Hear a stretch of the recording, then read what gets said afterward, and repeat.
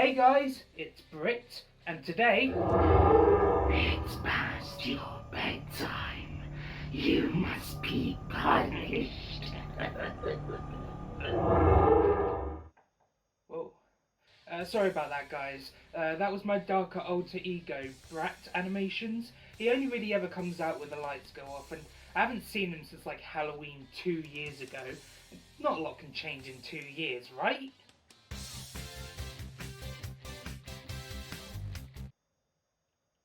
I think they announced a movie.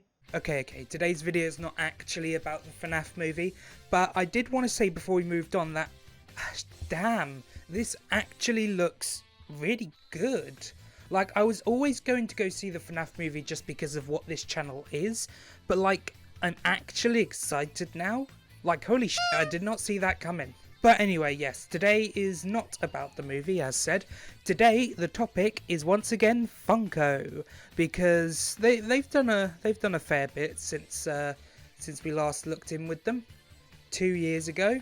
I didn't even realise I never made a follow-up to this. So since the last video, I have actually received my Captain Foxy figure, which was the last one that I needed to complete the VR wave. I just never got round to reviewing it. I should probably do something about that soon. They did a whole wave of AR figures, which I did collect quite a lot of. I just never got round to reviewing it once again, so I will sort that at some point. They released a lot of single AR figures like the Firework Freddy, the Blackheart Bonnie and Arctic Ballora, and most recently they... What the f*** is this? And no, we're not going to be talking about those circus figures because honestly I don't care. No, today we are going back in time to the FNAF security breach wave. And not the original wave, no, that warrants a whole other discussion. No, I'm talking about these two figures that were released fairly recently. We have the sun and the moon. After that first wave was such a shambles, I never thought we were going to get these figures or that they would look anything like their on-screen counterparts. But now that we have them and they're actually really good, I am over the moon. Everywhere I looked, every shop said that in the UK these were still on pre-order and you can't get them just yet. So when I went into my local Smith's Toys to pick up some new mystery minis and noticed these figures just clogging the shelves, I literally shat my load right there and then. So of course I picked them up and now I'm going to review them for you because I'm actually really ecstatic about these ones. So let's waste no more time and let's just quickly talk about the packaging. So the packages are literally the same as they've been since the first wave, which was, blimey, 2016? Oh my god, that was like 7 years ago. Oh, I'm old.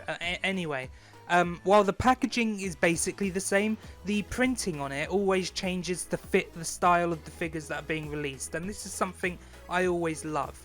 The security breach one though is a little bland. The back of the box features this nice little grid pattern with some red pixely glitches going around that.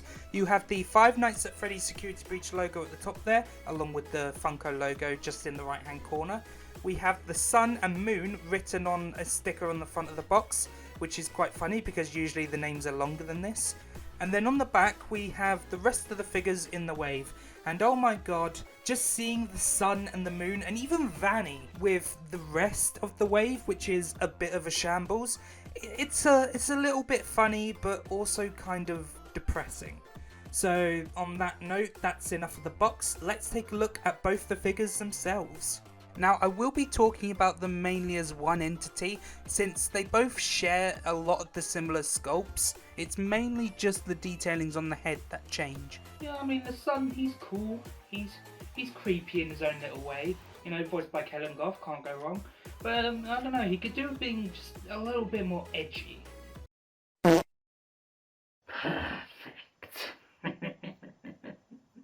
The sun's head is for the most part perfect. It's got the whited out eyes, the two-tone face with that crescent moon design. It even has that little creepy smile with the two dimples at the end of the cheeks. You've also got a couple of cracks and marks in the design. I'm not actually sure what material the sun's mask is supposed to be made out of in game, but it kind of looks like porcelain here and it was translated really well. The one complaint I do have with the figure, and admittedly this might be a me thing, the sun rays around the face. Now, they look good, but there's something off about them. I'm pretty sure in game they're all the same size, yet on the figure, the two at the bottom are the smallest and the one up top is easily the longest. It just looks a little weird. But that's really minor. I'm honestly in awe at the amount of detail they sculpted into the face. It even extends to the back of the head, where they've put in some wires and circuit boards attached to the backplate. That's such a fun little detail, and I'm so glad they added that.